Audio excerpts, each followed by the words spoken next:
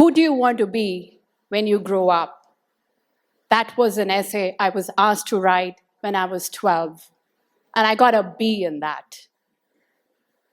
What you see on the left is my photo from back in 2005, a young, carefree girl who just knew she was there to have some fun in life and make a living for herself. What you see on the right is me 14 years later. Urvee 2.0, a girl who's traveled a little bit of a journey in her life, a bumpy ride to understand herself and her purpose better.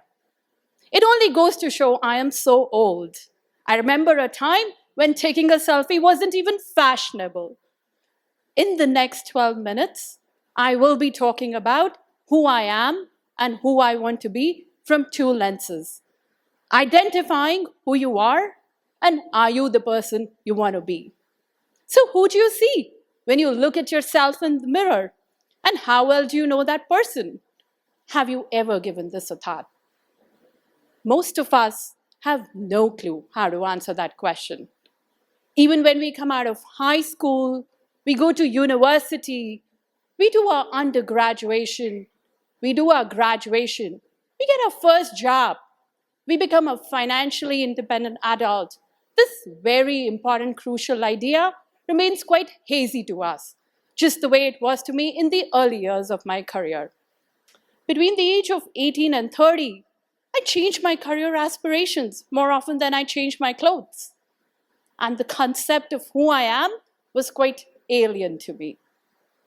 It has taken me many moons to realize who I wanted to be and what I wanted out of my life. Self-awareness is a magical power, believe me.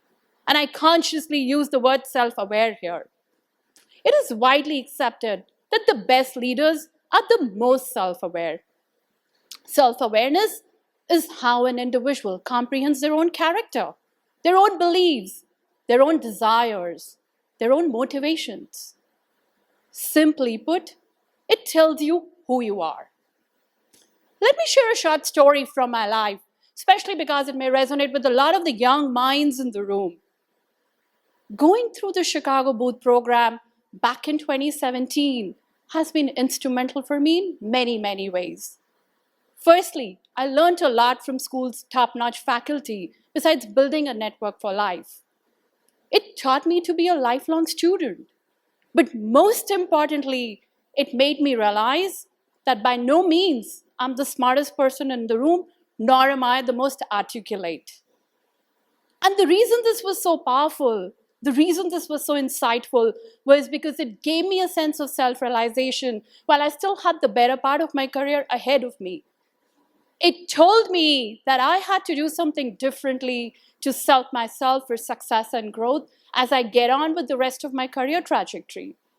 And it made me conscious of the fact that while I will have these handicaps for the rest of my life, I will have to compensate for these handicaps, one, by my other strengths. That is, being determined to achieve things in life, and the good old hard-working ethic. That is, burning the midnight oil and being diligent about things. And two, by consciously working on my areas of gaps by pushing myself out of my comfort zone. I started writing talking scripts for the smallest presentations at work. I started practicing in front of the mirror. I started observing my body language. I noted leaders around me, made a note of the keywords and how some of the most difficult messages were delivered. Because I realized being well-spoken is going to be an important ingredient for who I wanted to be. Net-net, it gave me a secret sauce to set myself for success and growth as I get on with the rest of my career journey. And all of this has helped me become a better version of myself today through a process of self-reflection, self-improvement, and self-awareness. I'll be honest, I've not had my aha moment where my who suddenly dawned on me. In fact, it has come into being through many years of self-discovery, a process that has helped me evolve, trying to figure out my who, what, and why. Fast forward 6 years, I realize I want to be a charismatic leader as I go up the corporate ladder who strongly believes in paying it forward. And as I do this, I want to do this with empathy. I want to do this with compassion. I want to do this by building my own personal brand and by consciously working on my areas of improvement. And here I am, in front of you, articulating the most important story of my life, an area that needed some serious attention. Therefore, it is important to demystify this concept of self-awareness to understand yourself better. Because when you know who you are, you know your strengths and weaknesses. You know what excites you. You know what you're passionate about. You know what your story is. In a sense, it helps you answer, what are you made up of? Who do you want to be? And why? And all of this brings a sense of clarity, courage, confidence, and finally contentment to be you. This is a powerful mantra to help you calibrate your life journey as you travel it. I have therefore put some tips together to help you deconstruct this concept of self-awareness. Some very hard-hitting, thought-provoking ideas that may help you to understand yourself better. And as you take a look at them, you may be able to answer some of them readily, and some may require deep thought at your end. So let's take a look at them. First and foremost, knowing your core values.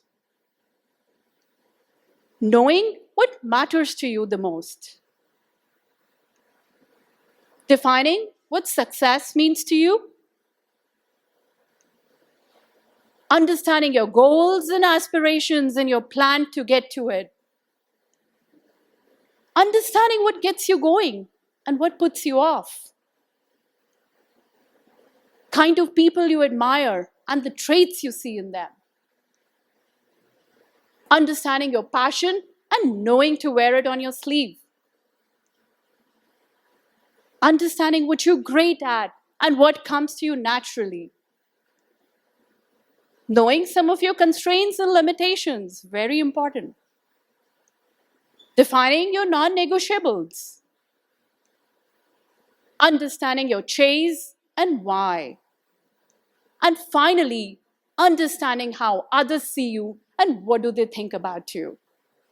As you start to answer these questions in different phases of your life, you start to understand yourself better. You start to travel a more mindful journey to start becoming you. But please remember, the difference between who you are and who you want to be is always what you do. Yes, it is always what you do. So are you the person you want to be? And if the answer to that question is no, then why don't you change? We often hear people say, that's just the way I am. That's a part of my DNA. It only goes to show that while people understand themselves well, they find it hard to change. There is a resistance there. So do we have within us the power to change and become who we want to be? Yes, we surely do. The answer is yes, we surely do. But in reality, that will come with some effort. So if you know you are an introvert and you realize being an introvert is not going to do you long-term good, it may be easy to say become an extrovert. But for that, you'll have to put in some work. You'll have to start working on your people skills, start honing your speaking skills, start building your network, and therefore really push yourself out of your comfort zone. It is obvious. You will have to make some conscious choices because you are the product of choices you make. You are the CEO of your own chair. So have the courage to fix it and start becoming you. And for that, let's not do things just because we're supposed to do them. Let's not have a routine for the heck of having one. Let's not be trapped in the rut of everyday life. Let's question and challenge our have-tos and should-bes to see why we're doing them, and if they're laid on the bedrock of creating our true identity. And that may sometimes require taking a step back, taking a pause, a quick reset, to look at things differently, to answer that one question: who do you want to be? You may be living a life not true to yourself because of the ecosystem you're in, because of the people you're interacting with, because of the unsaid rules and expectations that have been laid by the community. And that needs to change. And that change will come from within you. Remember, you is not a thing. You is a process. Like a river, it flows around the bends and changes course. The good news is you can direct the flow. So let your limitations not hold you back. Let's break these walls of limitations to redefine who you want to be, your true identity, your version 2.0. As my closing thoughts, don't move just to move. Don't breathe just to breathe. It's easy to get caught up in the minutiae of everyday life. But the key is to rise above, look beyond, and figure out your who, what, and why. कहते हैं किसी चीज को दिल से चाहो तो पूरी कायनात उसे तुमसे मिलाने की कोशिश में लग जाती है. So what are you waiting for? You have but one life. So understand, appreciate, chase, and finally celebrate who you want to be. Thank you.